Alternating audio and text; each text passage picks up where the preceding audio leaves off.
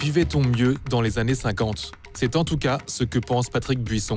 L'historien et politologue en est persuadé. Pour lui, les années 60 ne sont pas les années fastes d'une France jouisseuse et prospère, mais le début d'une lente agonie dont elle ne se remettra jamais.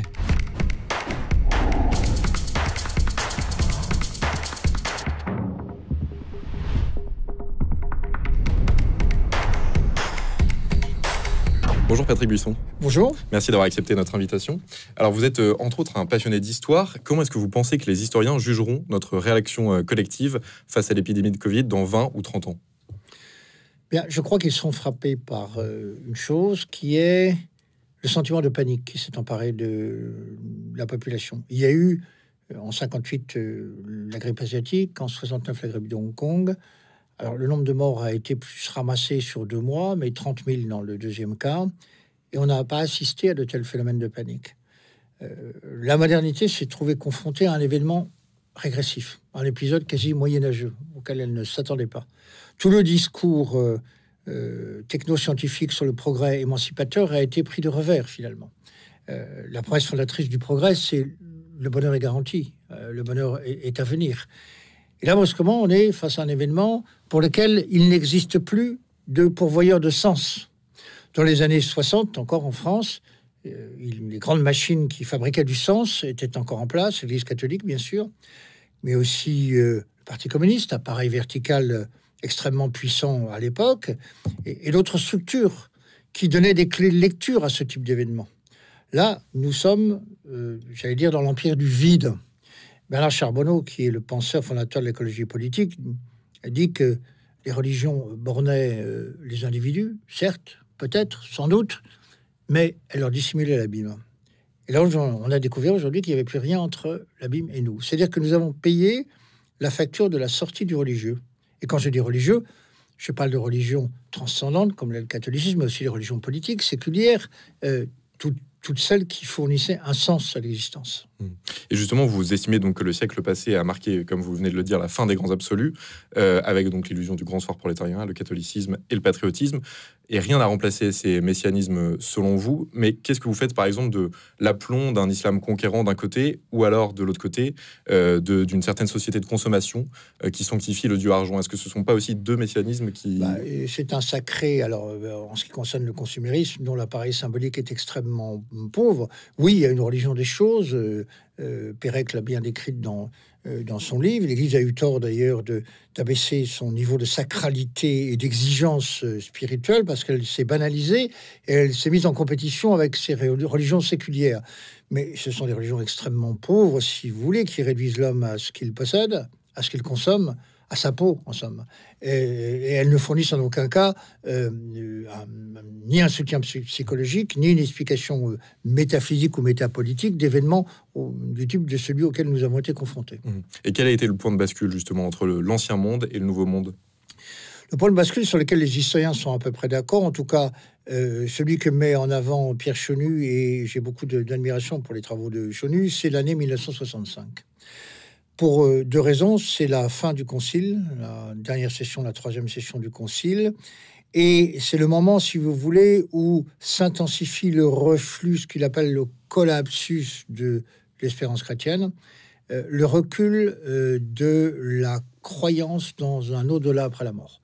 Les études d'opinion montrent qu'en l'espace de quelques années, c'est environ 25% des Français qui vont basculer du côté des sociétaires du néant, c'est-à-dire de ceux qui ne croient à rien. Voilà. Et en même temps, dans un même mouvement tout à fait concomitant, se produit la grande rupture avec la poussée démographique de ce qu'on appelle le baby-boom, qui a commencé en 1942 et qui a donné les classes d'âge particulièrement nombreuses, d'ailleurs à laquelle j'appartiens, des enfants nés après la guerre. Et là, le reflux démographique, la fracture démographique apparaît en 65. C'est-à-dire que le refus de transmettre la vie va de pair, sans qu'on fasse un rapprochement sur le moment, avec l'effondrement de la croyance dans une vie éternelle, dans une vie au-delà. Les 2 mouvements se conjuguent, et on est avant la pilule. Là. Mais vous voyez, le reflux démographique a lieu avant, déjà. Et vous dites justement par rapport à la pilule qu'elle a marqué un changement, c'est ça, entre la domination des hommes, du patriarcat et l'avènement de... C'est la discussion que j'ai eue avec la ministre Schiappa, c'est les progrès sont toujours ambivalents, c'est-à-dire qu'ils comportent une part de négativité qui est parfois plus importante que ce qu'ils apportent de positif. Il y a un grand mouvement, si vous voulez, qui se produit dans ces années-là, c'est la crise de la condition masculine. Mais l'apparition de la contraception chimique a un effet, c'est qu'elle fait basculer le pouvoir, le contrôle de la reproduction du côté des femmes. C'est les femmes qui arbitrent de la paternité. Avant, c'était les hommes. Et donc, ça, c'est un changement anthropologique majeur. Mais est-ce que c'est la fin véritablement du patriarcat de manière définitive? Parce qu'on sait que les sociétés musulmanes, de manière générale, ont plutôt justement cette dimension patriarcale. Écoutez, moi, je ne suis pas devin, je ne peux pas me prononcer sur ce qui va se passer. Simplement, j'observe la remise en cause de la figure du père. C'est accompagné d'une remise en cause de ce qui... du père comme principe et source de l'autorité, y compris de l'autorité politique médiatrice. C'est donc toute la verticalité qui a été mise en cause par le mouvement anti-autoritaire de mai 68. Il se trouve que là, nous voyons que ce cycle est en train de se terminer, au moins sur un point, c'est la demande de restauration de l'autorité de l'État est forte dans l'opinion. L'affaire de la tribune des militaires a montré à travers les sondages qu'il y avait une adhésion très forte à l'institution militaire, et que donc tout le mouvement anti-autoritaire de désinstitutionnalisation, tout ce cycle amorcé en 1968 est en train de se refermer. Alors est-ce que ça va se traduire par une restauration ou un retour d'une forme d'autorité masculine, du père, pour faire simple? Ça, c'est une autre question. Les familles sont aujourd'hui déstructurées. La sociologie américaine a imposé ce vocable affreux de famille monoparentale. Il n'y a pas de famille monoparentale. Il y a des foyers avec un seul parent. Vous comprenez bien que c'est pas la même chose. Même quand un enfant dans une famille monoparentale, il y a toujours en fait deux parents. La sociologie américaine, par le vocabulaire, avait préempté l'éviction du père. Vous voyez, famille monoparentale. Non, on a un père et une mère. Voilà. Il se trouve que quand ils vivent pas ensemble, ça fait un foyer séparé ou éclaté. Mais cette terminologie indiquait bien le projet en cours, vous voyez, qui était l'éviction du père, qui était réduit au rôle de géniteur ou au mieux de pourvoyeur financier, et avec un coût terrible parce que mon idée, celle que je développe dans le livre, c'est que c'est la petite bourgeoisie qui a pris le pouvoir. La petite bourgeoisie, elle est souvent issue du peuple. Et elle a, comme le dit Victor Hugo, qu'un objectif quand elle sort du peuple, c'est tirer l'échelle.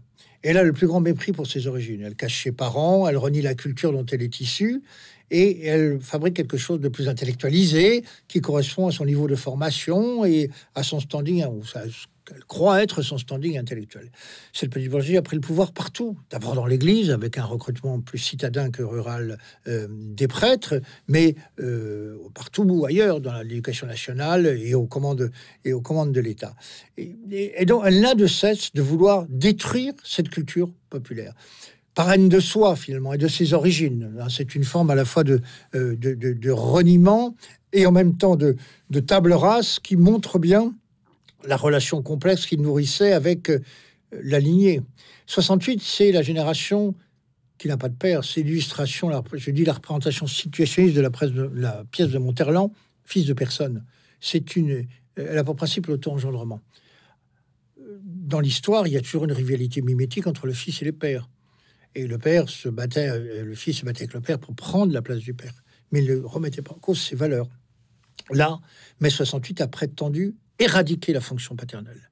Elle ne voulait absolument pas prendre la place du père. C'est pour ça que je parle d'auto-engendrement. Voilà. Et on est bien dans cette logique qui est celle, finalement, des Lumières. On a dit que 68 était en partie une révolte contre les Lumières. En tout cas, ça ne l'est pas sur un point. C'est que ce sont les Lumières, Rousseau et Diderot, qui les premiers ont contesté la figure paternelle. C'est l'œuvre de Diderot, Le Fils naturel.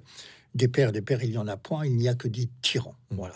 Alors, est-ce que cela peut revenir sous une autre forme? J'en sais rien. Moi, j'ai plutôt une conception cyclique de l'histoire, pas linéaire, pas vectorielle. Et donc, je pense qu'un cycle est en train de se terminer, ça c'est clair. De quoi sera fait le cycle qui s'ouvre? Eh bien, très probablement, effectivement, dans l'histoire, c'est toujours comme ça, en réaction par rapport aux excès du cycle précédent. Voilà. Bon, on voit bien qu'on est sur une demande d'autorité, de verticalité, et aujourd'hui, il n'y a plus de puissance politique ou spirituelle capable de répondre à cette demande, sauf peut-être, et vous posiez la question tout à l'heure, l'islam. Voilà, alors certains parlent d'un fascisme vert, je ne sais pas ce qu'il en sortira, mais aujourd'hui, et c'est notre grand problème face à l'islam. Alors moi, j'ai tenu des propos qui ont été mal compris. J'ai dit que d'une certaine manière, non seulement les musulmans n'étaient pas inférieurs, mais d'une certaine manière supérieurs à nous. Oui, en ce sens qu'ils ont encore un sacré de référence que les sociétés occidentales n'ont plus. Vous voyez, par exemple, dans l'Union soviétique, le communisme était une religion politique, une religion séculière. Elle crée un lien entre les individus. C'est absolument incontestable. Mais d'ailleurs, il n'était pas le seul. Depuis la Grande Guerre nationale contre l'Allemagne, Staline avait réveillé le patriotisme, qui était une autre forme de religion séculière. Et l'orthodoxie continuait aussi de vivre, même avec des compromissions ou avec des accords passés avec le pouvoir politique. Dans la Russie d'aujourd'hui, il y a des sacralités qui fabriquent du lien. Vous savez, il n'y a pas de communauté sans sacré partagé. Il n'y a pas de société sans sacré partagé. Ça n'existe pas. Ce sont les murs porteurs, c'est ce qui crée le lien. La religion, étymologiquement, c'est religare, lié, relié. Bon. Et justement, par rapport à ça, vous expliquez aussi que l'un des symptômes les plus caractéristiques, selon vous, du changement de civilisation que nous connaissons, réside justement dans notre rapport à la mort. En quoi est-ce qu'il a changé, ce rapport à la mort? Est-ce que la pandémie, d'ailleurs, a joué quelque chose là-dedans? En ce qui concerne le rapport à la mort, les thèses de mon maître Philippe Arias sont bien connues. C'est la thèse de la substitution de tabou. Au 19e siècle, c'est le sexe qui est le tabou. Au 20e, c'est la mort. C'est la mort, tout simplement parce qu'il n'y a plus d'eschatologie qui donne une signification à la mort. La mort n'a plus de sens. Si on ne croit plus dans l'au-delà chrétien, la mort est privée de sens. Donc, étant privée de sens, on l'escamote. Ce que le sociologue américain Grover appelle la pornographie de la mort. C'est devenu obscène de mourir. Donc, ce spectacle doit être dissimulé. C'est tout ce qui se passe dans les années 60-75, voilà. Avec d'ailleurs le début de la crémation. C'est une loi de Simone Veil, oui, qui est très peu connue, de 76, qui donne la possibilité de la libre disposition des cendres aux familles. Il faudra attendre 2005 pour que cette loi soit révoquée par une proposition de loi au Sénat, déposée d'ailleurs par un sénateur socialiste, vous voyez, comme quoi l'histoire est curieuse et parfois paradoxale. La crémation, le projet de crématiste d'incinération qui naît à ce moment-là, avec le développement que vous connaissez, il est très simple, il participe de cette négation de la mort. On veut effacer ce qui était jusqu'à présent l'allégorie de la mort, c'est-à-dire le squelette. Dans toute la présentation iconographique des arts, la littérature, la mort, c'est le squelette. Avec la crémation, vous savez, alors, les os ne sont pas brûlés, mais ils sont concassés à la fin de la crémation, ils sont broyés. C'est donc cette figure allégorique qui disparaît, et c'est donc un projet d'illisibilité de la mort. La mort ne laisse plus aucune trace, des cendres et même plus de squelette, même plus ce qui dans l'imaginaire collectif la représentait. Donc il y a bien une rupture anthropologique majeure. Et la pandémie, évidemment, est venue nous montrer des choses absolument signifiantes, dans la mesure où l'humanité naît avec 100 000 ans avant Jésus-Christ, avec les premières tombes attestées. C'est-à-dire au moment où l'homme cesse d'être un animal, au moment où il enterre ses morts, au moment où il reconnaît une dimension sacrée à la dépouille d'un mort. Donc, par cette opération, il transforme la mort d'événement biologique en un événement spirituel. Et bien là, nous avons accompli la totalité du chemin inverse. Il n'y a plus d'événement spirituel, il n'y a plus qu'un événement biologique. Bon. Et l'accompagnement du mort, pour cause d'ailleurs de distance sociale et de mesures sanitaires, est réduit à sa plus simple expression. Ça les arrangeait bien, c'est leur programme final, finalement. Le programme final, c'est faire disparaître ce qu'on n'explique pas, tous les systèmes et toutes les religions qui servaient, et notamment le catholicisme, à contenir l'angoisse de notre finitude ayant disparu. Eh bien, il vaut mieux faire disparaître l'objet de notre angoisse humaine et faire comme s'il n'existait plus. En gros, c'est ce qu'on a fait avec des obsèques réduits à 10, 15 personnes, dans les conditions que vous connaissez. Et nous avons achevé de parcourir ce chemin que je disais, qui est le chemin exactement inverse de ce qu'a été la civilisation. La mort, événement biologique, devient événement spirituel. Là, l'événement spirituel est devenu un pur événement biologique. Et comme, rappelé à notre condition de mortel, l'homme voyait s'échapper son grand projet prométhéen qui est le contrôle sur le corps et sur la mort, eh bien, c'est ce moment qu'on choisit des socialistes pour lui poser une proposition de loi sur l'euthanasie. Vous voyez, essayer de récupérer la maîtrise de la vie et de la mort au moment où elle leur échappait totalement. C'est extrêmement significatif. Hein. le grand projet de la maîtrise du corps et de la vie organique. Au fond, par exemple, tous ces gens qui se réclament de l'écologie détestent la vie organique. Ils la nient. D'abord par l'avortement. On interrompt un processus naturel. Ensuite, probablement par les lois qui sont votées sur l'euthanasie. Là aussi, on interrompt la vie organique. Et troisièmement, par la crémation, l'incinération.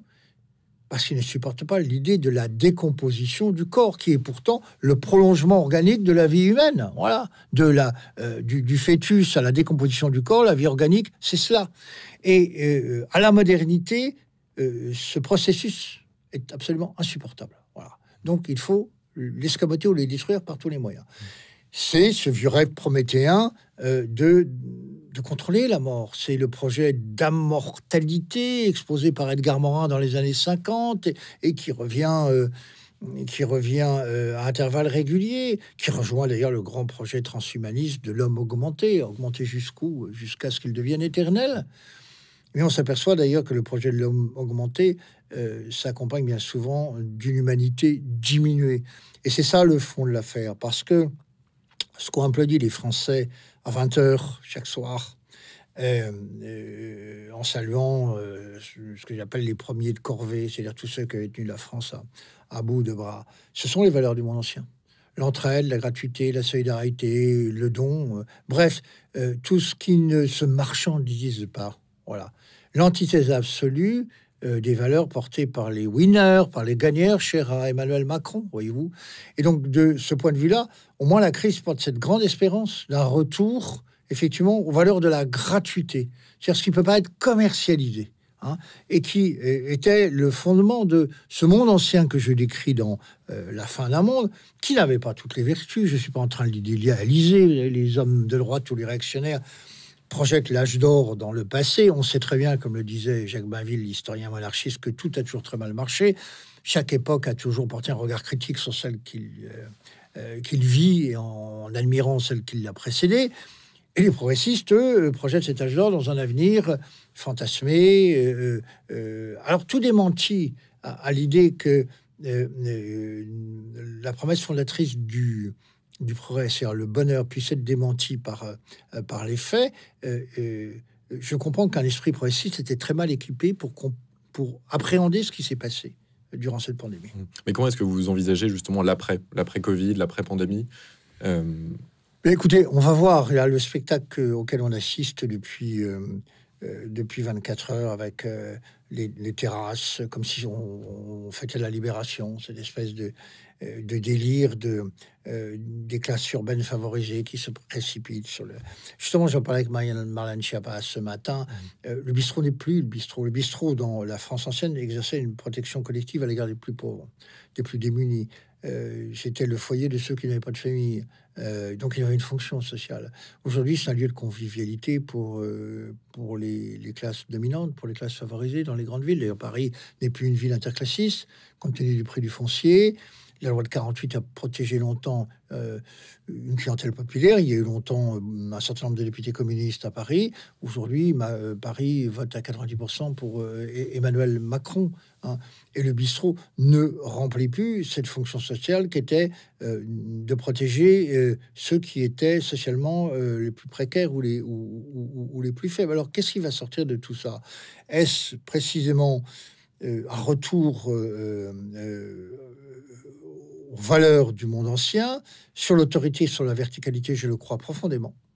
Ce qu'avait tenté de faire Macron, d'ailleurs, au tout début de son quinquennat, il a essayé de renouer avec la dimension jupitérienne. Il a essayé de renouer avec ce qu'on appelle l'auctoritas, c'est-à-dire une légitimité qui soit supérieure à celle du simple suffrage universel et qui se définit très bien chez les thomistes, à savoir que ce qui rend légitime le pouvoir, c'est le service de ce qu'on appelait au Moyen-Âge le profit commun, le profit commun, le bien commun. Voilà.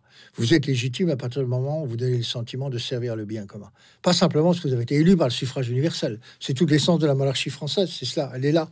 Elle est dans cette idée que le souverain exerce une sorte de magistrature de service. Servir, c'est-à-dire qu'on s'invite de la nation, de la collectivité et du bien commun. Alors, il semblait avoir compris ça. Et très vite, tout ça s'est dissipé dans cet exercice narcissique qui est la comédie du pouvoir en France depuis maintenant, disons, une bonne quinzaine d'années, quoi. Voilà. Et il est redevenu un président comme les autres, plus du tout le monarque républicain qu'il avait vaguement essayé d'être dans les premiers jours de son mandat. Et une dernière question, Patrick Buisson, un peu plus personnelle, si vous me le permettez. On a souvent parlé de vous comme d'un personnage de l'ombre un peu sulfureux, voire comme un mauvais génie, le mauvais génie de Nicolas Sarkozy. C'était le livre de... Mes adversaires, c'est la gauche. C'était deux journalistes du Monde qui avaient écrit ça, notamment. Comment est-ce que vous vous définissez aujourd'hui? Est-ce que vous définissez comme un réactionnaire, comme un anti-moderne, comme un marxiste originel? Moi, je me définis comme un objecteur de modernité. Je pense que ce que nous avons perdu est en humanité supérieur à ce que nous avons gagné, qui n'est que de la technique.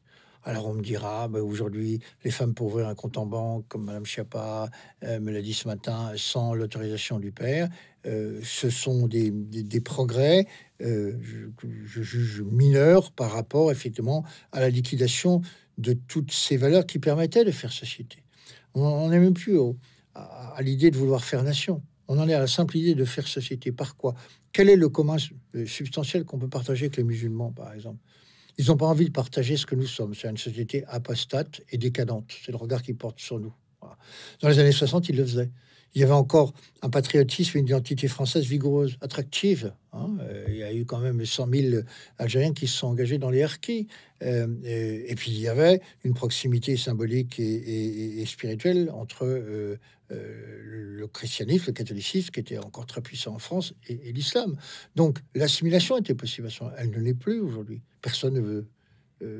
Nous ne voulons pas les assimiler et ils ne veulent pas s'assimiler. Mais le risque, c'est quoi du coup? C'est la partition, c'est le communautarisme. Ça peut aller jusqu'à le problème doit être traité d'abord politiquement. C'est pas moins le problème de l'islam que le problème de l'immigration, et faire diminuer le poids démographique de l'islam en France par une politique d'immigration extrêmement drastique, extrêmement rigoureuse. Oui, c'est ça la solution.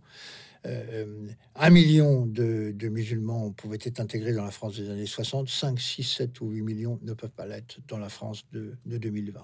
Alors il n'y a pas 36 politiques possibles, nous les avons fait venir et nous allons, au nom d'une laïcité qui n'est pas la solution, mais qui est une partie du problème, au contraire, leur dire abandonnez votre identité, ce que vous êtes, renoncez au sacré. Évidemment, nous n'avons plus de sacré à partager. Au nom de quoi? Au nom de quoi ferions de ça? Qu'est-ce que nous leur proposons comme modèle attractif? Qu'est-ce que nous proposons comme projet collectif auquel adhérer? La nation française? Oui. Nous courons après un pays réel qui réduit à la portion congrue chaque jour que Dieu fait. On sait que cette histoire commune dont parlait Renan, elle est partagée par au mieux quelques millions de Français. Pour le reste, il n'y a rien qui fasse société, et encore moins communauté. Voilà. Donc, on est vraiment devant une impasse. Et donc, les problèmes sont politiques. C'est l'immigration, et c'est la responsabilité de la classe politique qui a fait venir, pendant 40 ans, ces immigrés, pour créer cette situation explosive et conflictuelle que nous connaissons aujourd'hui. Voilà. Mais quand on veut conquérir le pouvoir, l'objectif, c'est la conquête du pouvoir et non pas la guerre civile. Voilà. Donc, il faut bien réfléchir aux mesures politiques qui permettent d'être acceptés par le plus grand nombre, de manière à ne pas déclencher un processus de guerre civile, pour lequel je signale quelques-uns des personnalités qui ont l'air de parler de la guerre civile qui vient avec gourmandise, que l'armée française compte aujourd'hui à peu près 20% de musulmans, que je ne vois pas l'armée française aller rétablir l'ordre dans les banlieues avec les effectifs dont elle dispose, et que effectivement l'islam est aujourd'hui une religion conquérante et nous n'avons rien à leur opposer. Et selon le principe déjà énoncé par Sénèque, quiconque néglige sa vie est maître de la vôtre, repris par Bernanos, qui disait quelque chose d'équivalent, qui dispose de sa mort, tient les enjeux essentiels, quoi. Celui qui est capable de mourir pour une cause est évidemment supérieur. C'est en ce sens que j'ai employé le mot supérieur en parlant des musulmans. On va pas mourir pour la liberté de boire une petite mousse ou une bière à la terrasse de notre café préféré. Et en face, nous avons des gens qui ne sont pas dans la même temporalité anthropologique que nous. Voilà. Vous citez aussi cette phrase de Chesterton, d'ailleurs, le journaliste et écrivain britannique. Quand on cesse de croire en Dieu, ce n'est pas pour croire en rien, c'est pour croire en n'importe quoi. N'importe quoi, exactement. Donc c'est quoi, c'est l'hédonisme C'est l'âge du bien-être, les thérapies, le yoga, les philosophies orientales, tout ce que vous voulez. C'est-à-dire des sacrés de substitution. C'est, par exemple, les marches blanches, vous voyez, c'est le niveau zéro de la sacralité horizontale. C'est une sacralité d'entrée de gamme. On ne partage plus rien. On ne sait pas pourquoi la personne est morte. On va simplement se recueillir par émotion autour de cette personne. Mais il n'y a ni signification, pas de sens, ni sens dans le sens plutôt orientation, si vous voulez. C'est-à-dire que on ne sait pas pourquoi ces gens marchent. Et qu'est-ce qu'ils veulent signifier par là. Et on est au niveau zéro du sacré. Et pourtant, vous voyez, le sacré cherche encore des interstices par lesquels se faufiler, puisque ce type de manifestation est né ces 15 dernières années, comme aller déposer des bougies ou des ours en peluche à chaque fois qu'il y a un attentat. Tout ça est absolument dérisoire. Et on voit bien que ça ne crée pas du lien. C'est juste la manifestation d'une émotion collective. Mais une émotion collective, ça n'a jamais arrêté des gens décidés, convaincus, ayant la foi et prêts à se sacrifier. Vous savez, le catholicisme a connu ça à ses débuts. Hein. C'est Tertullien qui disait les martyrs sont semences de chrétiens. Hein, voilà. Eh bien, la société consumériste n'a jamais eu de martyr, elle n'en aura jamais. Merci beaucoup, Patrick Buisson, d'avoir répondu à nos questions. Je rappelle votre livre, La fin d'un monde, paru aux éditions Albin Michel. Quant à vous, n'hésitez pas à vous abonner, à suivre cette publication. Merci beaucoup, Patrick Buisson. Merci à vous.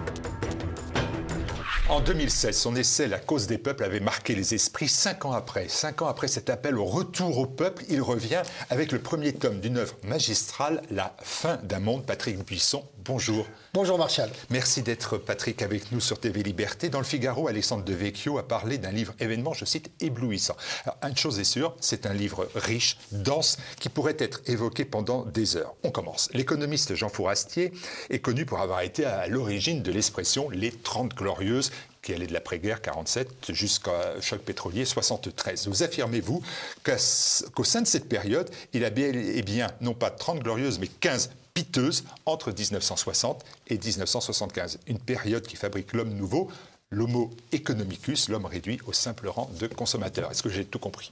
Vous avez tout compris et je vous en félicite. Merci. Chacun son grand remplacement, Martial Bull. Chacun son grand remplacement. On va en parler. Je crois qu'il y a un grand remplacement qui commande tous les autres, qui explique tous les autres. Faute de quoi, on se prive de cette clé de compréhension qui permet peut-être de chercher les bonnes réponses au drame. Le drame, non, le drame c'est bourgeois, à la tragédie que nous vivons. Ce grand remplacement, vous l'avez mentionné, c'est le grand remplacement de l'homme religieux, l'homo religiosus, attesté par l'apparition des premières tombes 100 000 ans avant Jésus-Christ. 100 000 ans avant Jésus-Christ. Il y a un moment dans l'histoire où l'homme n'est plus un animal, c'est le moment où il décide d'enterrer ses morts. Où il prend conscience du caractère sacré de la vie humaine. C'est un événement considérable, puisque la mort n'est plus un événement biologique, ça devient un événement spirituel. Bon. L'homo religiosus, il naît à ce moment-là. Et durant ces 15 années que vous évoquez, et auxquelles j'ai consacré le premier tome de ce travail, l'événement biologique devenu un événement spirituel prend le chemin inverse. C'est-à-dire que la mort n'est plus un événement spirituel et devient un événement biologique. Et dans le même temps, le consommateur, l'homme économique, se substitue à l'homme religieux, à l'homme du sacré. L'homme économique, c'est l'homme unidimensionnel de Marcuse, réduit à ce qu'il possède, réduit à ce qu'il consomme, réduit à sa propre peau. Voilà. Tous les autres grands remplacements qu'on peut évoquer par la suite ne sont que le fruit de cette mutation anthropologique majeure. Si on ne voit pas ça, on ne comprend pas ce qui se passe par la On suite. va venir sur les autres grands remplacements possibles, mais on va garder cette notion-là, 1960-1973, et au milieu de cela, vous citez une date qui est une date importante parce que si on évoquait, c'est le sous-titre de votre ouvrage, une révolution petite bourgeoise, on se dit tout de suite, révolution petite bourgeoise, 1968. Or vous dites non, c'est pas 1968, c'est une autre date, celle... Vous avez 16 ans à ce moment-là. Oui. 1965. Pourquoi 1965? Oui, en plus, c'est l'année de l'élection présidentielle, la première élection présidentielle. Pourquoi 65? Eh bien, pour deux raisons. C'est la fin du Concile. Dernière session du Concile au mois de décembre. Événement considérable dans l'histoire de l'Église. Vatican II. Vatican II. Qui traduit des changements majeurs. Et cette date a été longtemps, je veux dire, sanctuarisée idéologiquement. Pourquoi? Parce que c'est le moment précisément où les indicateurs, les enquêtes dans les paroisses faites par le chanoine Boulard, Guillaume Cuchet a consacré tout un ouvrage à ce sujet, montrent un effondrement de la pratique. Un effondrement spectaculaire. Donc il fallait sanctuariser idéologiquement le concile et ne pas faire en sorte qu'on puisse faire un lien causal entre cet effondrement de la pratique et ce qui s'était passé au concile. Donc on a choisi de l'ignorer et de casser le thermomètre. C'est toujours la méthode qu'on emploie quand on ne veut pas voir les conséquences de ce que l'on a fait. 65, donc, la pratique religieuse s'effondre. 65 aussi, c'est un moment important parce que c'est le moment du retournement démographique. Le baby-boom commence, vous le savez, en France en 1942, par après-guerre, durant l'occupation, avec une politique sociale familiale amorcée par le Code de la famille en 1938, mais prolongée, amplifiée par le régime de l'État français, qui décide de verser aux femmes l'allocation de salaire unique, en gros, un salaire de la mère au foyer. Bon. Quand le mari est seul à travailler, la femme et la mère ont le droit à une compensation. Eh bien, cette explosion démographique, qui est un accident de l'histoire de France des 2 derniers siècles, va s'interrompre à partir de 65. Donc, deux phénomènes concomitants. Les sondages d'opinion mesurent, durant la même période, sur à peine une dizaine d'années, je veux dire, c'est plus qu'un recul, un collapsus de l'espérance chrétienne. Collapsus de l'espérance chrétienne, ça veut dire quoi? Ça veut dire qu'en l'espace de quelques années, environ un quart des personnes interrogées déclarent, un quart en moins, déclarent ne pas croire à une vie après la mort, à un au-delà chrétien. C'est-à-dire, quand on quantifie avec la population de l'époque, c'est environ 10 millions de Français qui, en l'espace de 10 ans, vont basculer du côté des sociétaires du néant. Bon, nous, on croit en rien. Voilà. Vous vous rendez compte? Ce phénomène dans l'histoire, sur un temps aussi court. Et les deux s'entrechoquent. Refus de transmettre la vie, qui commence à s'installer, après 23 ans, 24 ans d'une explosion démographique qui s'appelle, vous le savez, le baby-boom. Je suis un boomer. Et je n'en suis pas fier, car on verra la responsabilité que porte dans cette révolution petite bourgeoise ma génération. Les deux phénomènes se télescopent. Chenu, qui, c'est assez rare d'ailleurs que les historiens voient sur le moment ce qui est en train de se passer. Il y a toujours besoin quand même un peu de recul, c'est le propre d'ailleurs de l'historien. Eh bien, Chenu perçoit ça très rapidement et il appelle cette période l'instant du malheur. L'instant du malheur, je dis en France, plus généralement en Occident, mais ça s'arrête à l'Occident. Ce qui se passe dans les démocraties populaires est tout à fait différent. On parlera, si vous voulez, tout à l'heure, bien que ce ne soit pas notre sujet. C'est la grande fracture, la grande césure anthropologique qui conditionne tout le reste.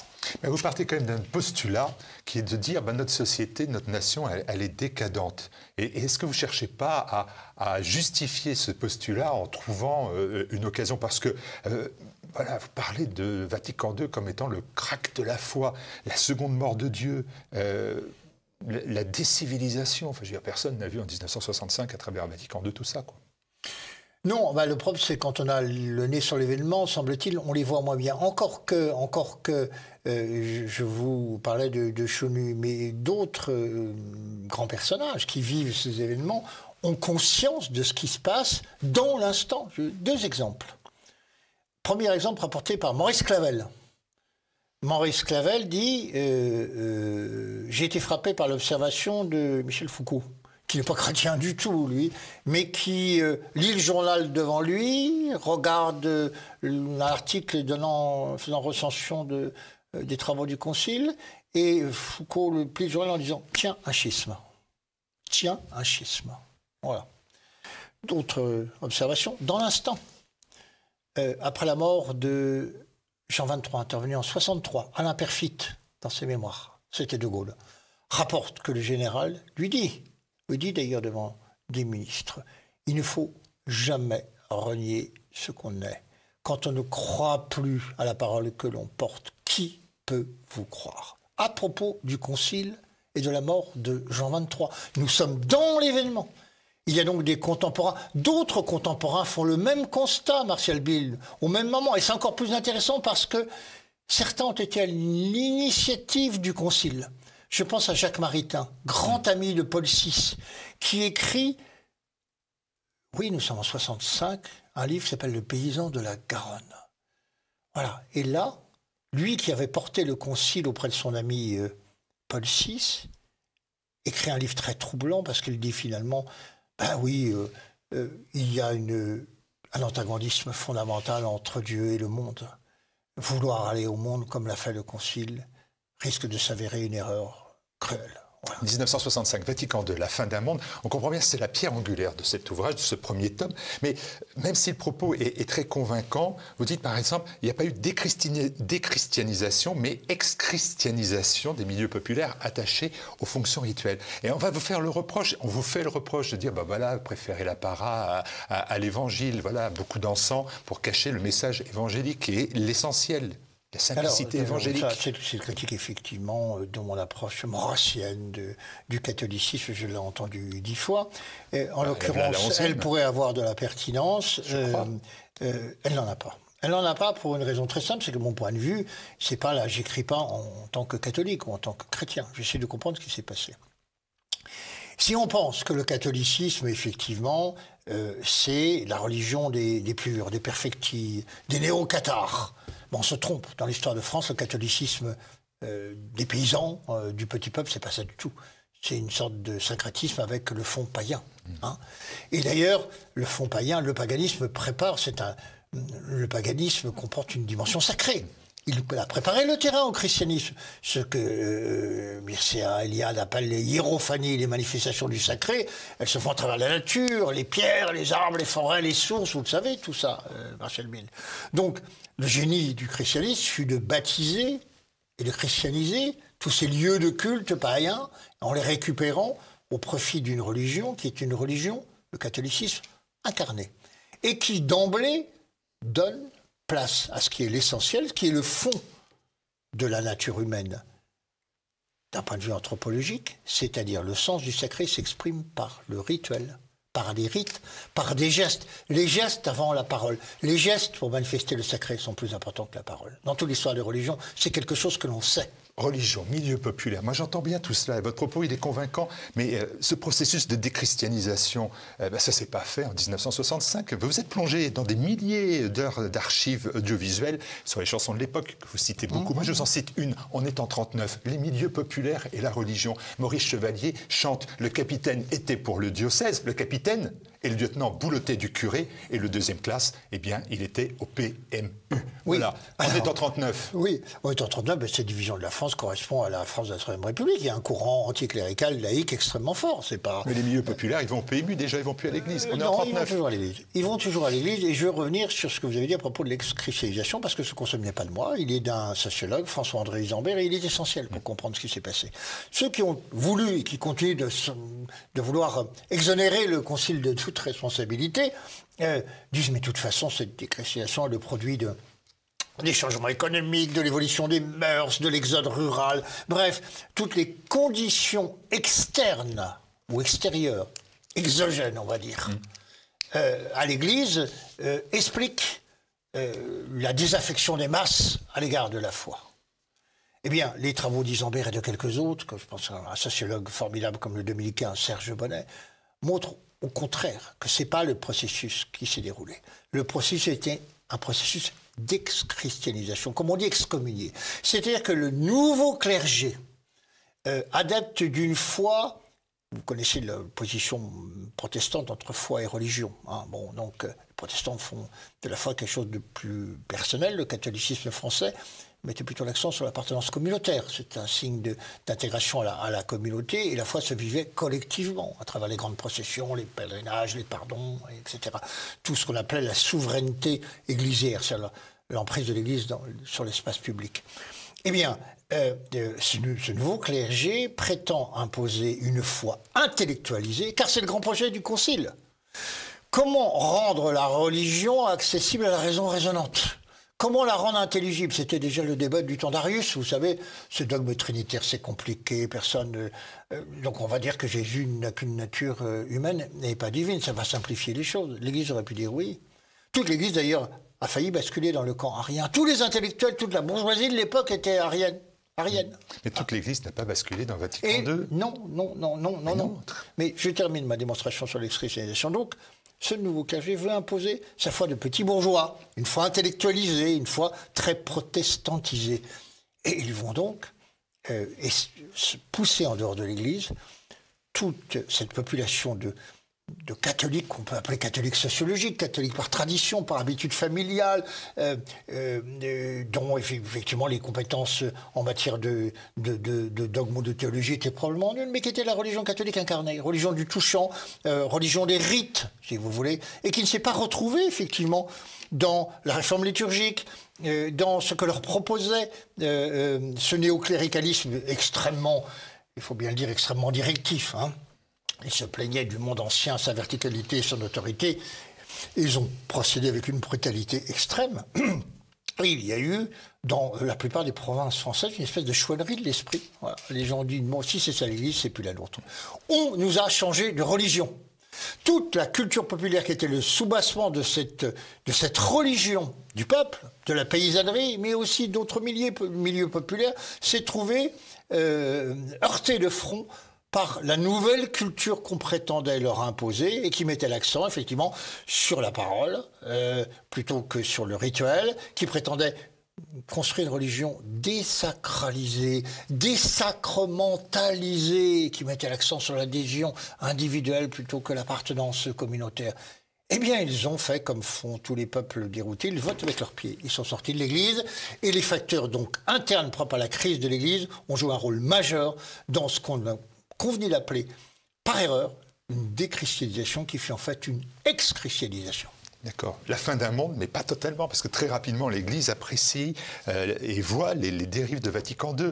Le pape lui-même, avec une faible résistance, Paul VI, il y a eu des grandes résistances. Vous évoquez celle de Monseigneur Lefebvre. Et puis, on voit bien, quand même, 50 ans après Vatican II, eh bien, l'anniversaire s'est fait au Vatican en catimini. Et Benoît XVI prononce cette phrase, l'Église catholique souffre de tiédeur, le chrétien ne doit pas être tiède, c'est le plus grand danger du chrétien.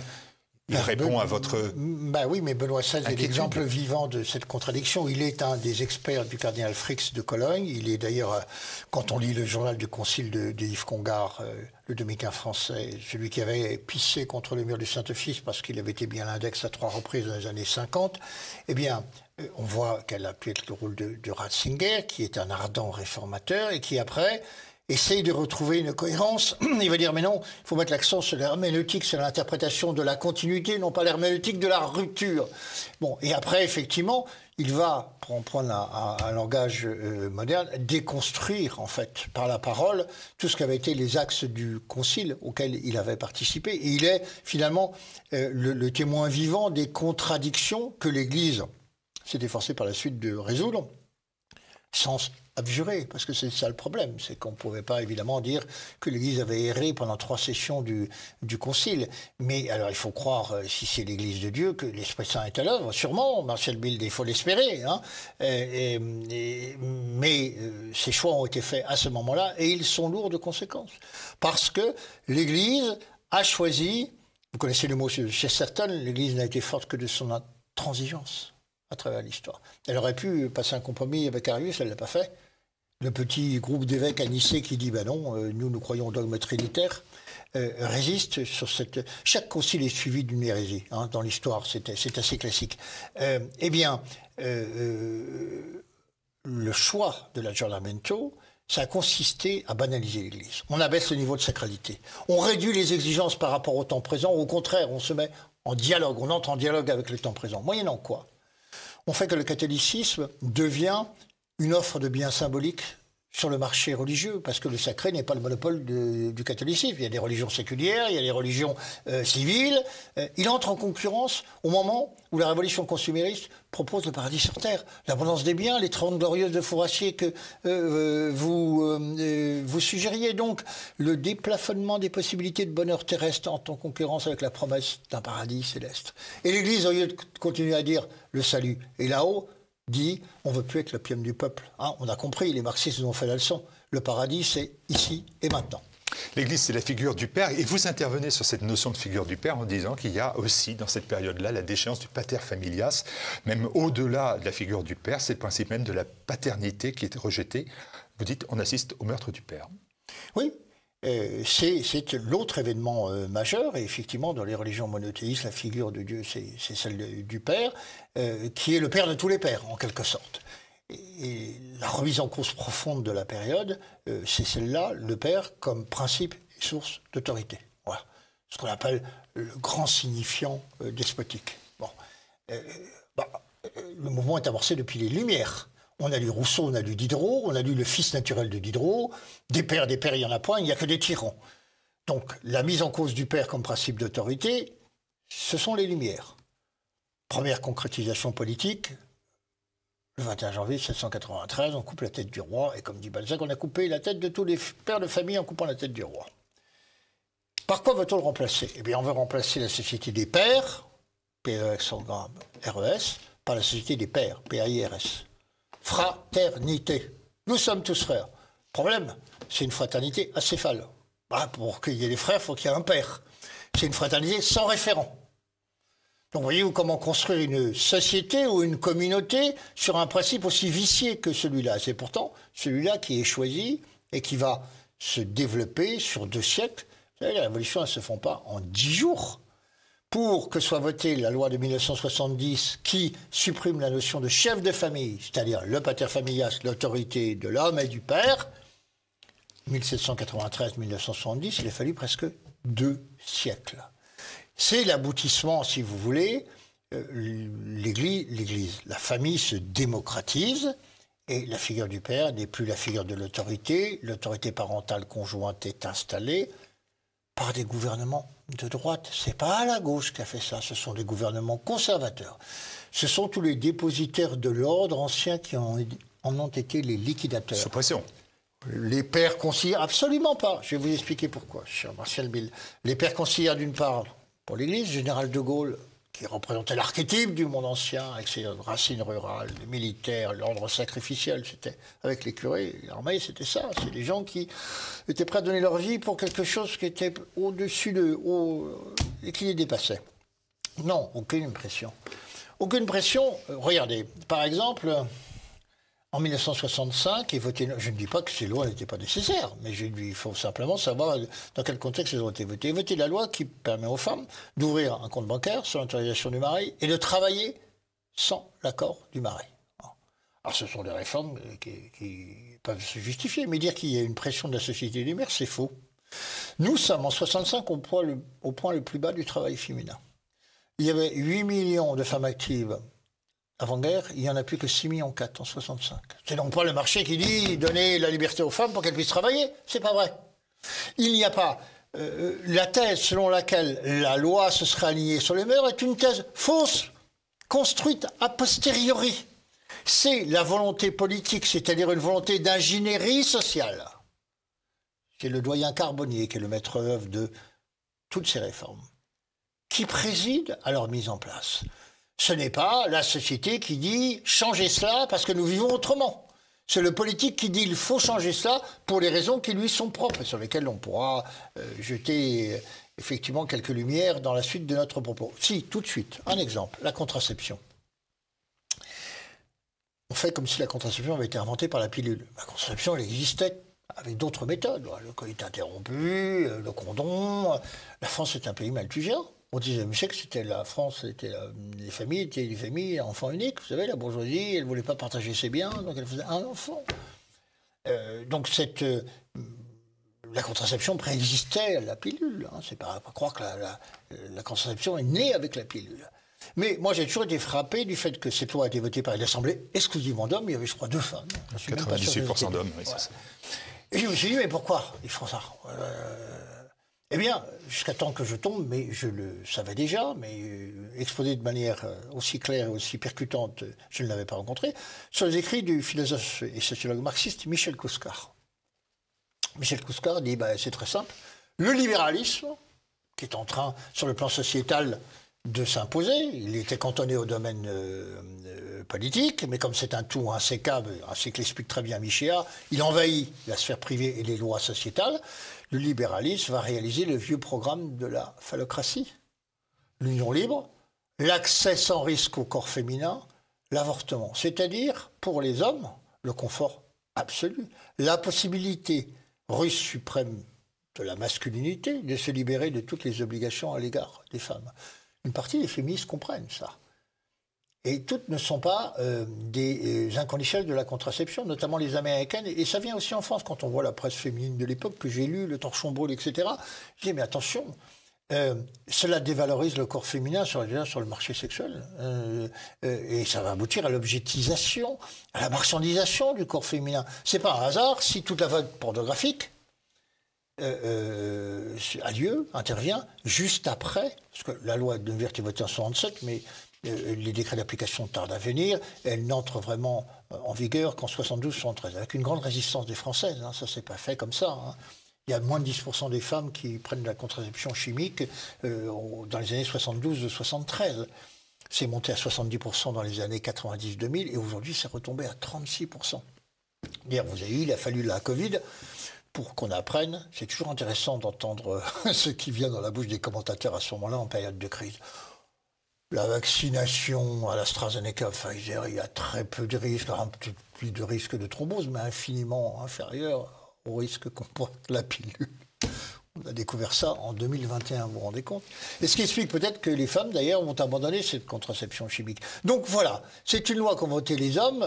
Je suppose que parmi les députés à l'Assemblée nationale, beaucoup pratiquaient le 5 à 7 avec leur maîtresse, et elles ont trouvé ça formidable d'être ainsi libérées des risques que comportait finalement la copulation sans protection. Toujours en provocation. Vous êtes souvent en provocation. La messe en latin, la France d'Audiard, de Brassens, de Brel, de Ferré, que vous citez, la France des bistrots, des lieux entre hommes, la fin des paysages, la destruction de l'environnement. C'est le constat simplement d'une humanité qui a disparu. Ça donne l'image de vous travailler d'un personnage qui se veut de plus en plus réac, qui se veut de plus en plus rétrograde. Regardez le bandeau qui accompagne votre bouquin. Et si c'était mieux avant. Tout ça, c'est pourquoi? C'est pour provoquer ou pour garder cette image d'intellectuel un peu sombre, un peu noir, un peu provocateur? Cher Martial Bill, bon, est-ce que je vous parais sombre et noir sur ce plateau? Non, mais est-ce que c'est pas ça qui vous plaît finalement? Toujours envoyer cette image un peu négative. Si je campais un personnage, ou si j'avais construit un personnage, il faut dire que vous pensez que je suis ce que je suis. Pensez-vous que je ferais des livres de 550 pages aussi fouillés, aussi argumentés, rien que pour le plaisir de soutenir un rôle? Il peut y avoir l'intellectuel et puis l'homme public. Oui, mais ce n'est pas pas pour soutenir un rôle social, c'est parce que je pense que pour tenir ce discours et le discours que nous portons politiquement, il faut aller au fond des choses. Moi, je suis un homme de la radicalité, mais au sens étymologique, il faut aller aux racines des choses. Si on ne va pas aux racines des choses, on se contente d'un discours dicté par l'émotion, la superficialité, et finalement, on perd son temps. On fait perdre le temps aux autres parce qu'on ne balise pas le chemin comme il faudrait le faire. Il faut aller à démonter la chaîne de causalité pour essayer de comprendre ce qui nous arrive. Et si je suis retourné à cette époque, c'est parce que, avec ce livre, je l'ai vécu. Et je pense que tout s'est passé à ce moment-là. Et qu'on ne peut rien comprendre de ce qui se passe aujourd'hui si on n'a pas l'intelligence de ce qui s'est passé à ce moment-là. J'aurais pu faire un essai de 150 ou de 200 pages. J'aurais pu donner une tonalité, si vous voulez, plus optimiste, mais moi je me définis comme un pessimiste gay et je ne fais pas du tout l'option de la noirceur. J'essaye au contraire de développer l'option de la compréhension. Dans votre Démonstration d'effondrement des grands appareils verticaux. Vous avez cité l'Église, vous citez d'ailleurs aussi le Parti communiste. Vous faites tout le procès de la modernité, le procès de la mondialisation, et en un mot aussi le procès du progrès. Or, on vous rétorque facilement. J'ai vu un entretien avec Luc Ferry, et il vous dit, globalement, vous faites le procès du progrès, mais regardez, on a mis 1 an pour trouver un vaccin. C'est ça le progrès aussi? C'est ça la science? Est-ce qu'il faut douter tout le temps du progrès? Marcel Bill, je pense que vous avez beaucoup lu, vous êtes beaucoup trop cultivé pour vous arrêter à ce discours qui évidemment ne convainc pas au-delà des effets de manche. Les progrès sont toujours paradoxaux, toujours.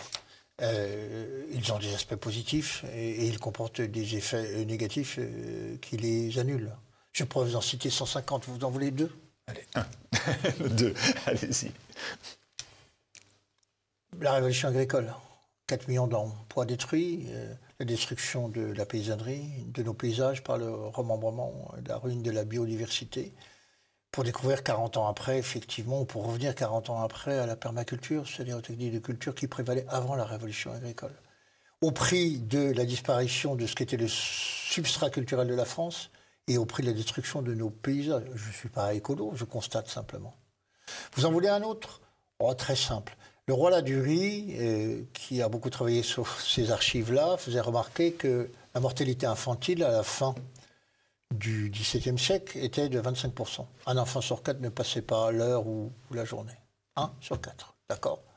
Alors, il faut tenir compte du fait qu'évidemment, la France était moins peuplée qu'elle ne l'est aujourd'hui, mais comme nous sommes avec des pourcentages, c'est-à-dire en valeur relative, vous comprenez bien que ce sont des termes de comparaison fixes. Hein.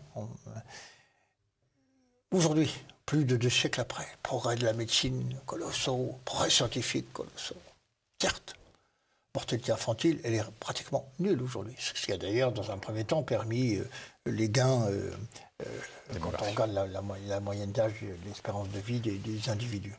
Mais l'avortement fait exactement le même prélèvement que faisait la nature sur le contingent de vie humaine chaque année. 25%, 200 000 pour 800 000. C'est-à-dire que tous les gains du progrès plans scientifiques sont annulés parce que les hommes ont décidé de donner aux femmes cette liberté qui était celle du pater familias à Rome, c'est la liberté de vie, le droit de vie et de mort sur l'enfant, ou le fœtus. Le droit de vie et de mort appartenait à l'homme dans la société romaine, il appartient aujourd'hui à la femme.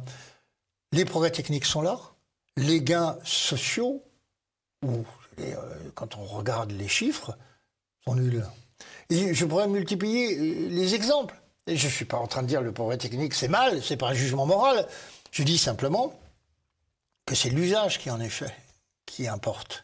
Et c'est tout le débat aujourd'hui qu'on peut avoir sur la PMA ou la GPA. Et ce que nous avons gagné est de l'ordre de la technique, du savoir ou du pouvoir technoscientifique. Mais ce que nous avons perdu est de l'ordre de l'humanité, de l'ordre de la civilisation. Ce sont toutes les valeurs de cette France d'avant. L'entraide, la gratuité, le don, le dévouement au bien commun, tout ce qu'ont applaudi les Français à travers le personnel hospitalier, les infirmières, les premiers de corvée qui ont tenu la France à bout de bras pendant 3 mois. C'est là, la bonne nouvelle, elle est là. Vous voyez, je ne suis pas sombre, là, je suis très optimiste. C'est les retours des valeurs du monde d'avant auxquels nous avons assisté. Face à tout c'est l'antithèse absolue du corpus que portait Macron. La philosophie des winners contre les gens qui ne sont rien, c'est son expression, vous vous souvenez. Bon. La Start-up Nation, tout ça c'est l'antithèse de ce que les Français ont plébiscité à travers le spectacle que nous a donné la pandémie, c'est-à-dire effectivement la réapparition, la gratuité de valeurs qui étaient déclarées obsolètes et inutiles par le discours des politiques aujourd'hui. Donc il y a une raison, on dit souvent effectivement aux réactionnaires, aux gens qui font partie de cette école de pensée, la réaction c'est une très belle chose. Ellul, penseur d'origine protestante, Jacques Ellul disait, on me traite de réactionnaire, oui je suis réactionnaire à la manière des avions en réaction, je vais plus vite que les autres. Moi j'ai une autre image. Dans les courses de Formule 1, vous avez des voitures qui sont en tête là, qui pétaradent, on se dit formidable. Et puis derrière, en queue de peloton, il y a une voiture qui semble à la peine, dont on s'en moque un peu, qui paraît effectivement hors course. Ce qu'on oublie toujours, c'est qu'elle a, souvent, c'est que cette voiture-là a un tour d'avance. C'est ça, les réactionnaires. Ils apparaissent comme rétrogrades. Je vous en donne acte parce que je suis certain qu'il y a beaucoup de gens qui, en écoutant dans votre public, ça je pense que... Non, mais il y en a aussi dans mon public et dans notre public qui doivent se dire il est très en avance, ou il a rejoint les autres sur d'autres thèmes, parce qu'il y a un grand remplacement que vous évoquez, il y en a un autre que vous n'évoquez absolument pas, hein. Ça doit faire des bonnes soirées avec votre ami Éric Zemmour.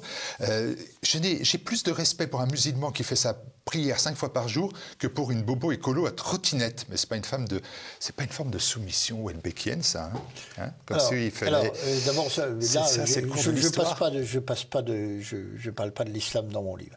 Et je suis très content. Non, mais ce sont des propos que vous tenez sur tous les plateaux. Et je les assume. Non, je les ai tenus sur 2 plateaux et dans une interview à Valeurs Étoiles, et je les assume totalement pour essayer de réveiller nos amis. Oui. Voilà. Pour la pudeur d'une femme voilée, j'aime mieux la pudeur d'une femme voilée que les Lolitas de 13 ans en streaming. Vous savez qu'il y a un homme politique qui disait « Je préfère mes filles à mes cousines, même si les filles n'ont pas de tenue ou de retenue. » Je regarde les réseaux sociaux et je vois les réactions que cela a suscité, mais je l'ai fait pour essayer de provoquer ces réactions. C'est un provocateur, c'est bien ce que je dis depuis toujours. Le provocateur, c'est celui qui provoque à l'intelligence ou à la réflexion. C'est pas plus mal. Hein, voilà. Il y a des provocateurs qui provoquent pour ne rien susciter, si ce n'est attirer l'attention ou le dégoût. Provoquer à la réflexion, c'est un exercice salutaire pour notre camp. Hein, voilà. Qui souvent ne travaille pas, ne réfléchit pas et n'a pas de stratégie. Bon. Et donc, oui, je dis ça et je le répète aujourd'hui. Et je vais m'en expliquer puisque vous m'en donnez l'occasion. Lorsque la France est défaite en 1871, en janvier 1871, les Prussiens nous ont battus. Et qu'Ernest Renan commence l'écriture à ce moment-là de la réforme intellectuelle et morale de la France. Croyez-vous qu'il parle des Prussiens? Pas un instant, pas une ligne. Le problème n'est pas là.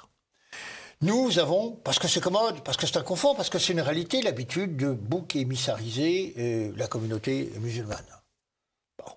Alors, quand on pousse un peu la réflexion un peu loin, on se dit, les musulmans, c'est pas les responsables, c'est la classe politique qui les a fait venir, hein, étant ce qu'ils sont, et qui aujourd'hui prétend leur interdire l'exercice de leur religion, parce que la religion est devenue un enjeu politique de la part de l'islam. Je ne vais pas nier cette réalité, je serais sot de le nier. Je vois bien qu'à travers le voile, il n'y a pas simplement la manifestation d'une croyance, il y a aussi, pour certains, pas pour tous, mais pour certains, l'affirmation d'une emprise spatiale.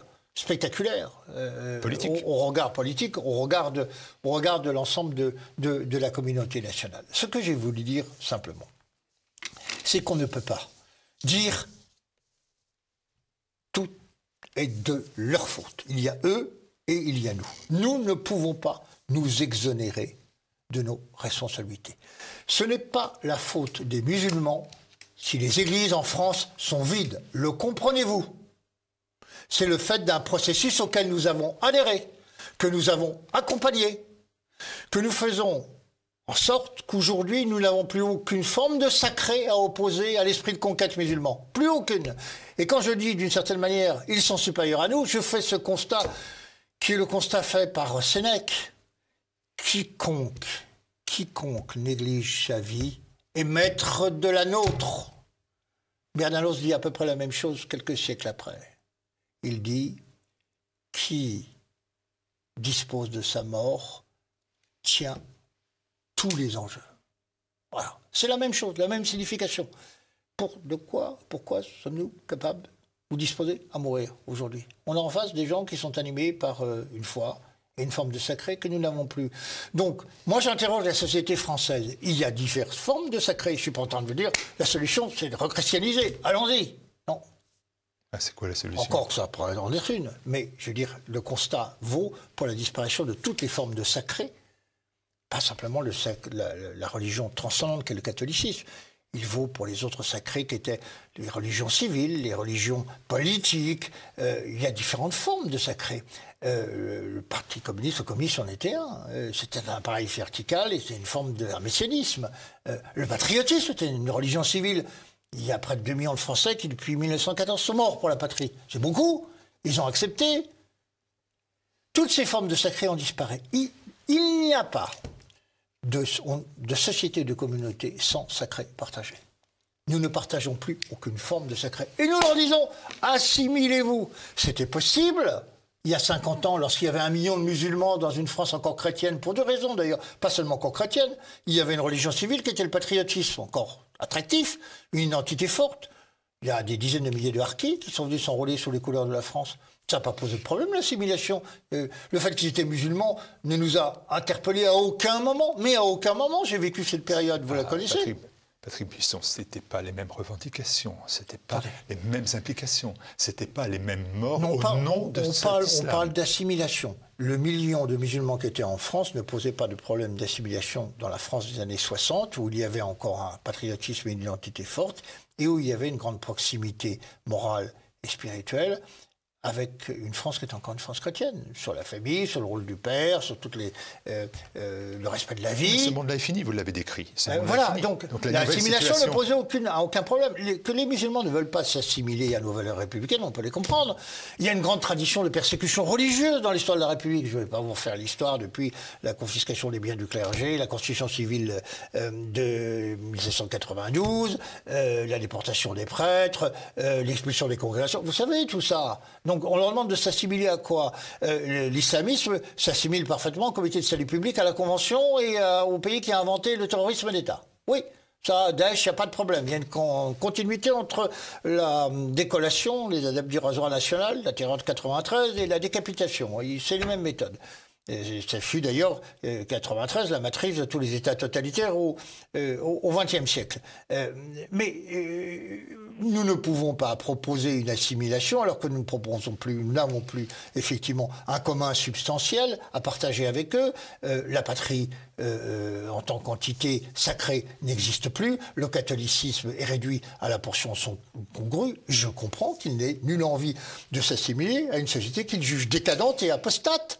Et c'est un mélange détonnant parce qu'il est explosif de sentiments d'infériorité sociale. Ils sont impuissants sur le plan social, ils occupent les postes les plus modestes dans la société française, et en même temps de supériorité civilisationnelle, ils regardent comme des décadents. Donc, si on se cantonne au discours qui consiste à dire ils sont trop nombreux, ils sont trop visibles et trop conquérants, cela mène à quoi? Cela mène à faire effectivement le constat que l'islam est le miroir de notre propre décadence. Les enfants de banlieue, ce sont les fruits pourris de 50 ans d'histoire de France. S'ils sont là, s'ils sont délinquants joués, je ne suis pas en train de dire c'est la faute de la société, il n'y a pas de responsabilité individuelle, je ne suis pas un homme de gauche, je ne suis pas sourd. Mais je dis qu'aujourd'hui, l'islam est le miroir de nos insuffisances, de nos lâchetés, de nos démissions. Et la réforme intellectuelle et morale qu'appelait Renan, elle doit commencer par notre camp, par ce que nous sommes, nous Français. Si nous ne la faisons pas, nous n'avons aucune chance de contenir ceux qui sont en face. Mais autant être lucide sur la situation. Ils ont un sacré partagé. Ils ont une forme de sociabilité que nous avons détruite. Le lien social n'existe plus en France. On a fermé, ou en tout cas diminué sensiblement les bistrots. Ils n'accueillent plus la même population. Le bistrot jouait un rôle de protection collective pour les faibles, les pauvres, les démunis. C'était le foyer de ceux qui n'avaient pas de foyer, quoi. En gros, aujourd'hui, c'est un lieu de convivialité pour bobos dans les villes. C'est plus la même chose. L'atelier, l'église, tout ce qui faisait société, tout ce qui faisait lien social, tout ce qui était religieux, étymologiquement, relier les hommes avec le ciel. C'est une religion macrocosme, mais relier aussi les hommes entre eux. C'est une religion microcosme. C'est ça que faisait le catholicisme. Rien de tout cela ne fonctionne plus dans la société française. Et donc notre projet, c'est quoi? Au nom de quoi engageons-nous cette grande croisade contre l'islam? De ce que nous sommes aujourd'hui, c'est-à-dire une société matérialiste, individualiste, qui n'acceptera en aucun cas de mourir pourquoi pour le droit de boire une petite mousse à la terrasse des cafés, Marcel Bill? On retourne, c'est bien Houellebecq, on est dans une terrasse d'un café du 13e arrondissement, place d'Italie, c'est Houellebecq. Et c'est la soumission. Voilà, c'est tout. Mais c'est la soumission. Non, mais vous avez le droit de le dire. Vous avez le droit de le penser. Mais vous êtes fou de dire ça. Il n'y a pas d'autre. Mais quelle soumission? La réforme intellectuelle et morale. Vous plaisantez. Mais je ne plaisante pas. Éric Zemmour. Je ne plaisante pas. Non, je dis simplement que tous ceux qui à droite entretiennent ce discours de guerre civile avec des mines gourmandes, c'est la guerre civile qui vient. C'est Zemmour. Eh bien, mais non, mais pas simplement. Mais si, puisque c'est votre ami, vous lui dites que c'est lui qui est en train de se... Nous avons un différend avec Éric sur ce point-là. Je lui ai dit, l'objectif, contrairement à, j'allais dire à vous, mais à certains, c'est la conquête du pouvoir. Bon, la conquête du pouvoir, vous n'arriverez pas au pouvoir si vous laissez vivre et prospérer l'idée que l'arrivée au pouvoir du camp national entraînera une guerre civile avec les musulmans. Parce qu'à ce moment-là, il y a une grande partie des Français qui ne voteront pas pour vous par peur du chaos et par peur de cette guerre civile. C'est pas à moi que vous dites ça, c'est à Marine Le Pen que vous dites ça. On engage. Eh bien, écoutez, j'ai eu l'occasion de le lui dire. J'ai eu l'occasion de le lui dire. Je pense que l'objectif étant la conquête du pouvoir, il faut se donner les moyens. Et donc, si elle apparaît ou si nous apparaissons comme un facteur de guerre civile, nous n'arriverons jamais au pouvoir. Et donc, il y a chez moi, évidemment, aucune dimitude. Marcel Blitz, je vous demande de retirer cela. Pour une raison très simple, j'ai 10 ans de plus que vous. À un moment où il y avait tous les coups à prendre, à un moment où le politiquement correct était un acte de résistance et de courage. Bon, vous l'avez fait aussi, ce parcours. Oui, eh bien, je connais assez pour et non pas une stratégie de carrière. Aujourd'hui, il y a un politiquement incorrect qui est devenu politiquement correct. Hein. On le sait bien, je peux vous en donner des exemples. Eh bien, il y a 40 ans, j'écrivais ça dans Minutes. Nous étions les seuls, et nous étions, alors, tricards, marginalisés, à la virgule près. Comment réduit-on le poids démographique de l'islam en France? Quand il a fallu prendre ces risques-là, nous les avons pris et nous étions les seuls. Et aujourd'hui, on a des résistants du mois d'août 44 qui viennent nous dire « vous n'avez rien compris, l'islam, pas de dialogue possible, la guerre civile ». Mais ce sont des fous. Ce sont des fous et des irresponsables. Donc, nous qui, il y a 40 ans, écrivions ça, avons vu se dérouler le scénario que nous racontions, mais à la virgule près. Nous ne sommes pas des résistants du mois d'août 44. Vous savez, ceux qui tournent les femmes, ceux qui procèdent aux exécutions sommaires. On n'est pas en train, avec des youyous, de dire « Allez, on lance la grande croisade contre l'islam ». Non, l'islam est un problème politique, c'est celui de l'immigration. Donc, ça se traite par des moyens politiques qui sont effectivement le déploiement d'un arsenal qui fasse reculer le poids démographique de l'islam en France, parce qu'il n'y a pas... On voit bien la cohabitation, l'assimilation n'est pas possible. Personne ne veut s'assimiler. Les musulmans ne veulent pas s'assimiler à la société française, et nous ne voulons pas nous assimiler. Et moi, je ne suis pas entré en dimitude, je n'ai pas créé de courant islamo-droitier. Ils ne veulent pas s'assimiler à nous. Donc, la solution, elle est politique. Il faut poser le problème à sa source, pas se tromper, pas satisfaire les bas instincts, tout ce qui est le plus primaire chez les individus, qui consiste à dire « Regardez, ces musulmans nous menacent ». Non, ça ne mène à rien. C'est avoir une stratégie politique de conquête du pouvoir avec un objectif, une politique d'immigration qui permette effectivement de comprimer le poids démographique de l'islam dans les 10 ans qui viennent de manière drastique. Mais encore faut-il arriver au pouvoir, hein, et non pas se satisfaire. La situation est favorable à Marine Le Pen. Aujourd'hui, c'est Marine Le Pen que vous considérez. Ça n'a pas toujours été le cas, dites-moi, Patrick Buisson, pour bien vous connaître. Cher Marcel Bild. Cher Patrick Buisson, c'est... Je ne fais pas de la politique avec des sentiments. J'essaie de faire de la politique avec des raisonnements. Moi, je ne suis pas un soutien de Marine Le Pen. On me demande mon avis de politologue, je le donne. Voilà. Est-ce que vous pensez que j'adhérais totalement à la pensée politique de Nicolas Sarkozy? Non. Donc, si je me suis trouvé à conseiller Nicolas Sarkozy, c'est que j'ai pensé qu'il avait une utilité historique. Hein, et donc, c'est pour ça que je suis un petit peu irascible quand on me fait des critiques sur cette période-là, ou même sur celle qui est en train de se dérouler en ce moment. Pourquoi ? Je pense que les années 2005-2007 ont été les années du grand désenclavement idéologique de la droite, hein, ce qu'on appelle la droite décomplexée. En mettant au cœur du débat politique le concept d'identité nationale, j'ai rendu plus de service à mon camp que n'en ont rendu 1000 autres. Voilà. Parce que c'est de là que date le basculement. Un homme politique du système accepte de reprendre à son compte ce qui était une valeur de contrebande, clandestine. Voilà. Donne un état civil à ce qui était le fond de notre combat. C'est-à-dire, effectivement, moi, mon souci, c'est la transmission du patrimoine français. Et dans le patrimoine français, le catholicisme est la religion historique de la France. Mais on ne bougerait pas d'un iota. C'est pas l'islam. Donc, vous ne me ferez pas passer pour ce que je ne suis pas. Mais je ne veux pas non plus être comme les imbéciles, voilà, les sots, qui prêchent une guerre civile que nous perdrions aujourd'hui. Enfin, vous savez qu'il y a 20% de musulmans dans l'armée française. On pourra déployer 10 000 hommes dans 20% de musulmans dans les banlieues. Pour faire quoi? Mais vous rigolez. Donc il faut traiter le problème politiquement. Si on ne le traite pas politiquement, on se condamne à l'impuissance et puis on n'aura que nos yeux pour pleurer. On dira « Ah ben lui, Regardez comment il parle des musulmans. Oui, toute personne habitée par le sacré m'apparaît infiniment supérieure que le bobo athée ou libre penseur en trottinette. Je le maintiens. Et c'est parce que je le sais que je prends les musulmans au sérieux et que si je veux faire reculer l'islam en France, je veux me donner les moyens politiques de le faire et non pas la vindicte, l'esprit de revanche ou une haine brute qui ne débouche sur rien. Alors, moi, j'ai toujours essayé de prendre des positions d'avant-garde. En 1975-80 dans l'école de minutes, c'était le cas. Aujourd'hui, l'avant-garde ne se situe plus au même endroit. Consiste à essayer de voir un pas, deux pas plus loin que les autres. Alors, je ne dis pas que j'y arrive toujours, mais en tout cas, je suis absolument persuadé de ça. C'est le constat que je fais dans ce livre.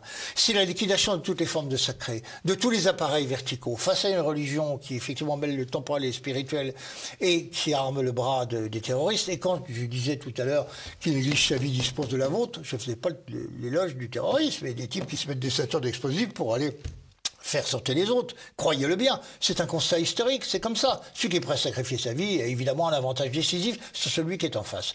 Donc je dis à tous les prêcheurs de croisade ou de guerre civile que ce n'est pas la bonne voie, que la voie elle est politique et qu'elle est menée par une stratégie politique. J'en suis profondément convaincu et tout le travail de mise à jour que je fais avec ce livre et avec le suivant doit servir à cela. C'est-à-dire essayer de comprendre quelle est la bonne stratégie. Alors pour revenir à la question que vous me posez sur Marine Le Pen. Donc moi, je ne fais pas de la politique avec des affects. Hein. Je ne choisis pas. D'abord, pour l'instant, on ne sait pas quelle sera l'offre politique en 2022. Non, mais je fais simple. Est-ce qu'elle a une opportunité historique en 2022? Oui, non. En 2022, simplement, j'essaie de voir quels sont les éléments d'analyse qui permettent d'apprécier la situation. Je vois deux choses. Premièrement, pour la première fois, le candidat des Républicains va être dans une situation, si on regarde les dernières intentions de vote, première fois dans l'histoire des élections présidentielles, qui ne lui permet pas d'espérer une qualification au second tour.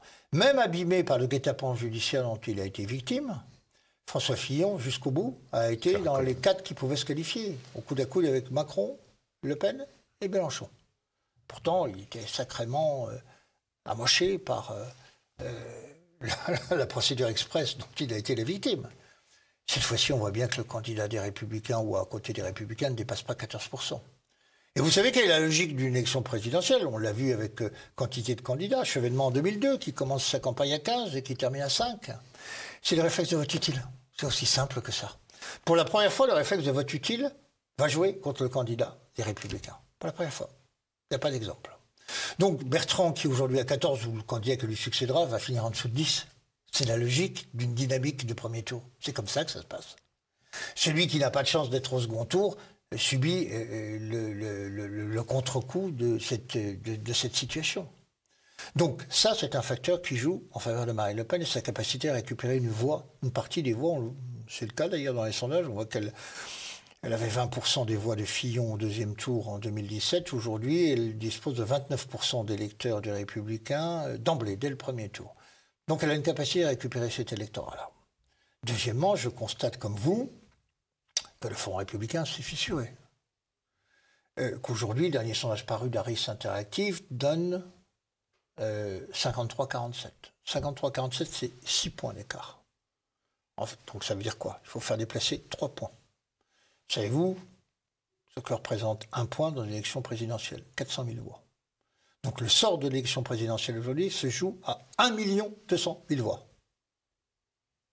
Il va y avoir environ 30 millions d'électeurs. C'est-à-dire que c'est rien. Donc, effectivement, à ma grande surprise, parce que je ne le pensais pas, je pensais qu'elle était incapable de surmonter sa défaite de 2017, mais la situation politique fait qu'aujourd'hui, le match de 2022 va être beaucoup plus serré qu'on ne l'imaginait. Donc ça, c'est un constat de politologie. Je n'exprime aucune préférence. Je ne vous dis pas je voterai pour un tel ou pour un tel. Je regarde des éléments objectifs d'appréciation. Bon, alors je veux bien que dans la grande tradition, alors là, de soumission bétifiante, puisque vous parlez du terme de soumission, la droite en appelle aux soldats ou espère l'arrivée d'un nouveau général Boulanger, il n'y en a pas. Voilà. Bon, c'est souhaitable qu'il n'y en ait pas. On peut dépasser le stade du père Fouettard, qui dans l'histoire n'a pas donné de grands résultats, ou en tout cas pas des résultats convaincants. Donc là encore, comment? Il y a Zemmour, votre ami. Zemmour. Mais Éric Zemmour, son nom est prononcé souvent partout. Le monde d'Éric Zemmour a beau être présenté partout, je suis convaincu qu'il ne sera pas candidat. Il ne sera pas candidat parce que je crois que la réalité finira par le convaincre. Nous avons eu ces discussions 100 fois, il convenait qu'il y avait un mélange des genres à éviter. Ce n'est pas parce que vous avez de l'impact comme publiciste, il ne faut pas confondre les téléspectateurs avec des électeurs, ce n'est pas la même chose. Lamartine avait aussi des lecteurs. Quand il se présente contre Louis Bonaparte, il fait 0,2% des voix, 24 000 voix. Ce n'est pas le même registre. On ne choisit pas une chaîne de télé, un président comme on choisit un programme de chaîne de télévision. Il le sait très bien au fond de lui, Éric Zemmour. Et je pense que passer cette effervescence qui va peut-être durer encore quelques semaines, la réalité viendra le ramener au rôle qui est le sien et qui est grand, celui d'influenceur. On a besoin évidemment d'avoir des journalistes et des publicistes de combat. J'espère l'être dans mon registre, un registre différent de celui de Philippe ou de celui de Zemmour. Mais cette tentation de la politique, moi, ne m'a jamais effleuré. Et je pensais qu'elle n'effleurerait pas à Éric. Il se trouve que, je l'ai eu récemment au téléphone, et donc, il a donné à un moment du crédit à cette hypothèse. Alors, je ne sais pas s'il donne toujours du crédit à cette hypothèse, mais à mon avis, c'est une voie sans issue. Voie sans issue. Merci Patrick Buisson. La fin d'un monde. Ce premier tome, le deuxième, ce sera pour quand je l'aurai écrit, cher Martial Bilz, c'est un exercice fastidieux et long, mais j'espère dans un an. Voilà. Dans un an. Bon, ça nous donnera l'occasion de se revoir. Peut-être avant quand même, on essaiera. On essaiera. Ici, il y aura une élection présidentielle. Voilà, exactement. Voilà. Mais alors quand même, dernière question. Et il n'y aura pas de candidat du parti islamique, contrairement à ce que la fiction de Houellebecq nous laissait craindre. Vous voyez. Donc il s'était trompé sur ça. Ce premier tome s'ouvre sur une phrase tirée du livre de Job dans la Bible. « Tout ce qui était beau et grand a disparu, à quoi bon vivre encore ?» Cette phrase, elle est en exergue de votre ouvrage, qu'on retrouve sur la boutique officielle de TV Liberté. Et moi, je la place en conclusion. À quoi bon vivre encore? Alors, évidemment, j'ai pris cette phrase, qui est une phrase d'une certaine manière de désespérance. À quoi bon vivre encore? Parce que vivre, c'est se battre, c'est résister, c'est réagir, c'est être réactionnaire. Et vous m'accorderez que réactionnaire, je le suis, et que je mène le combat des idées à ma manière, avec mon style, un peu différent de celui des autres, mais on est ce qu'on est. Mais je le mène au fond des choses, et comme je vous le disais, je veux être un homme de radicalité. Quand on est un homme de radicalité, on n'est effectivement ni un homme de soumission, ni un homme de compromission. Et je crois que c'est la posture la plus difficile parce que le fait de développer ces idées d'avant-garde vous expose aux coups venus de votre propre camp. Alors, on accepte tout à fait la compréhension des adversaires et des ennemis en disant c'est la loi et la règle du jeu, mais des vôtres.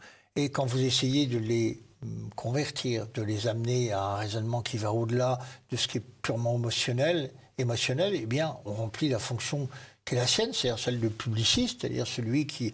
Alors, je suis ni sonneur de tocsin, ni lanceur d'alerte. Ça, c'est pour votre ami J'essaie de provoquer à la réflexion, voilà. Et si je peux provoquer à l'intelligence, j'aurais réussi mon pari. Et donc ça fait une sacrée raison de vivre, vous savez. Et de vivre, d'écrire et d'essayer d'expliquer. Parce que je ne désespère pas. Et vous voyez d'ailleurs, nous sommes... Moi, j'ai connu quelqu'un que vous avez dû connaître aussi, qui vous expliquait, qui vous disait, avec beaucoup de conviction, cette fois-ci... l'alignement des planètes nous est favorable, les choses vont bouger. N'estimez-vous pas, Martial Bilz, que l'alignement des planètes a beaucoup changé depuis quelques années, 3 ou 4 ans, et que les événements qui se produisent étaient inimaginables dans la France des années 2000. On a à la fois le terrorisme, l'explosion de la délinquance, une pandémie, c'est des situations extrêmes. Les situations extrêmes provoquent dans l'histoire des ruptures. Voilà. Et nous sommes, j'en suis convaincu, au seuil d'une rupture. Simplement, il ne s'agit pas de se tromper en faisant la mauvaise analyse. L'objectif, je le dis à nos amis, c'est la conquête du pouvoir. Pour conquérir le pouvoir, il faut se donner les moyens de la conquête du pouvoir. À quoi bon vitupérer? À quoi bon se lamenter? Ce qu'il faut, c'est réfléchir et agir, dans l'ordre, si possible. Merci Patrick Buisson. La fin d'un monde, et puis la notion que la réaction, c'est la vie. Merci beaucoup.